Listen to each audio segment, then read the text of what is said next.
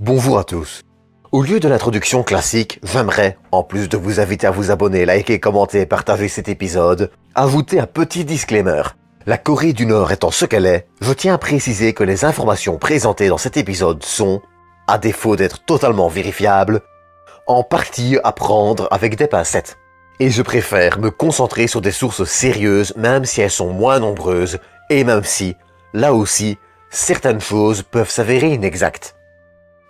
Je m'efforcerai d'autre part de rester le plus possible rigoureux dans la présentation des faits, mais, il faut l'avouer, parler du programme spatial nord-coréen, et donc un peu de leurs missiles, ne permet pas de garantir des informations communiquées très ouvertement de la part de la Corée du Nord.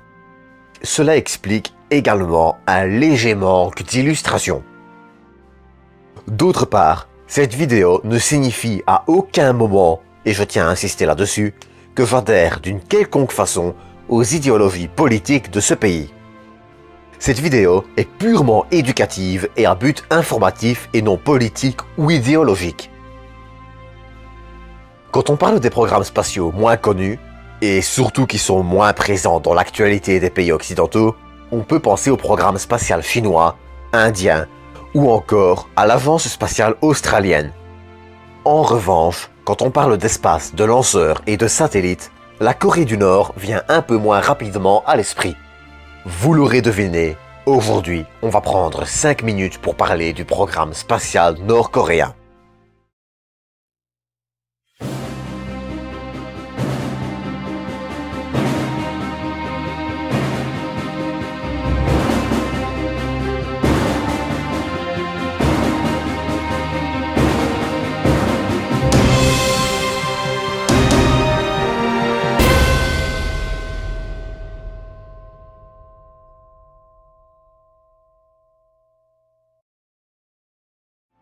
Avant de parler du programme spatial nord-coréen en lui-même, on va rapidement parler de la NADA, la National Aerospace Development Administration, qui est l'agence spatiale nord-coréenne. Elle a été fondée le 1er avril 2013, mais il est toutefois important de noter que les activités de la Corée du Nord dans le spatial commencent bien plus tôt, dès les années 1980, et ce à travers le Comité coréen de la technologie spatiale, créé en 1980. Le premier vol spatial de la Corée du Nord aura ainsi lieu le 31 août 1998 depuis le site de Tonga. Il ne s'agit, cependant, pas ici d'un vol de lanceur en tant que tel, mais plutôt d'une évolution d'un missile. Taepodong 1, c'est son nom, est en fait un missile du même nom ayant été équipé d'un 3e étage. D'une hauteur de près de 26 mètres et d'un diamètre d'1,80 m, Taepodong 1 ne mettra cependant jamais sa charge, le satellite expérimental Hwangmyeong-song 1 en orbite, le 3e étage souffrira en effet d'un dysfonctionnement, provoquant dans la foulée un incident diplomatique dont je ne parlerai pas plus dans cet épisode. Taepodong 1 ne revolera plus et il faudra attendre l'année 2006, plus précisément le 4 juillet, pour un nouveau lancement orbital depuis ce pays. Et cette fois-ci, la Corée du Nord a développé un tout nouveau lanceur dédié à cette tâche. Dérivé de Taepodong 1, il s'agit de Taepodong 2, nommé Una, qui signifie galaxie en coréen. Ce vol sera, cette fois, un vol à vide sans aucune charge utile, et sera, malheureusement, là aussi un échec.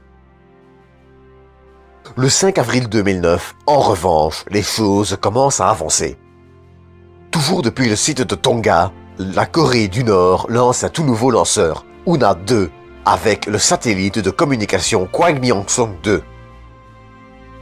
Una 2 est une évolution d'Una, disposant de son premier étage, mais avec des seconds et 3e étages améliorés. Le lanceur brûle, d'ailleurs, un mélange de tétroxyde d'azote et de diméthylhydrazine, un héritage des missiles de l'Union soviétique dans les années 1950, mais je reviendrai sur les caractéristiques de ces lanceurs dans quelques instants. Pour en revenir au lancement du 5 avril 2009, celui-ci sera, encore une fois, un échec. Bien que les autorités nord-coréennes annonceront un succès, Les débris retrouvés, notamment dans l'océan Pacifique, et l'analyse de leur trajectoire ainsi que l'absence de satellites en orbite indiqueront clairement que le lancement a été un échec. Échec venant probablement d'un dysfonctionnement du troisième étage ou d'un problème lors de la séparation de celui-ci. Le 12 avril 2012, la Corée du Nord fera un nouvel essai de lancement de satellite, cette fois pour le satellite Kwangmyongsong 3, un satellite d'observation. Mais ce lancement-ci est différent. Déjà, au niveau du lanceur, celui-ci est en fait une évolution d'Una 2 et nommé Una 3. C'est également l'occasion d'inaugurer le site de lancement de Soha et également une autre grande première pour la Corée du Nord. En effet, pour la première fois, des journalistes étrangers peuvent voir le lanceur avant son lancement sur son pas de tir. Le vol sera, malheureusement, un nouvel échec, et ce à cause d'un incident lors de la séparation du premier étage. Mais cette fois-ci, la Corée du Nord n'attendra pas longtemps avant une nouvelle tentative. En effet, le 12 décembre 2012, un nouveau vol d'Una 3 a lieu, et, cette fois-ci, le lanceur fonctionnera à merveille et placera le satellite d'observation Kwangmyongsong 3-2 en orbite. Mais malheureusement, cette fois-ci encore, la Corée du Nord jouera de malchance. Celui-ci semblera inopérationnel, puisque les radioastronomes qui essaieront de capter un signal n'y arriveront pas. Le 7 février 2016, un nouveau lancement aura encore lieu. Cette fois-ci pour le lancement du satellite Kwangmyongsong 4. Pour cette mission, le lanceur est d'ailleurs également nommé Kwangmyongsong, mais il s'agit vraisemblablement d'un lanceur Una 3. Et justement, parlons-en un peu d'Una 3. Bien que les détails précis soient assez flous, on peut déduire, grâce au calcul de trajectoire, au rapport officiel et à sa capacité d'emport en orbite basse d'à peu près 200 kg, certaines caractéristiques du lanceur, qui est, d'ailleurs, fortement inspiré des missiles de l'Union soviétique SSN-6 et Scud. Le premier étage utilise ainsi 4 moteurs Nodong 2-1 pour une durée de mise à feu de 120 secondes. Ces moteurs sont dérivés de ceux utilisés sur le missile Scud. Le second et le troisième étage utilisent quant à eux respectivement 4 et 2 moteurs Vernier, des moteurs de faible poussée mais avec un très bon rendement. Le lanceur fait ainsi, tous les étages réunis, une trentaine de mètres de hauteur pour un diamètre de 2,4 mètres et une masse au décollage d'environ 91 tonnes. Bien que, pour le moment, les lanceurs et satellites nord-coréens soient plutôt moyens, de nouveaux lanceurs dont Una 20 et Una 9, capables de placer 20 et 9 tonnes en orbite, devraient permettre au pays d'avancer dans le domaine du spatial.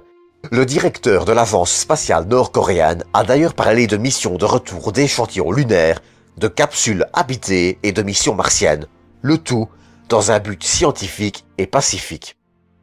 Dans tous les cas, la Corée du Nord étant ce qu'elle est, les informations sont rares, mais soyez certains que si de nouvelles informations arrivent, on en parlera dans le format dédié.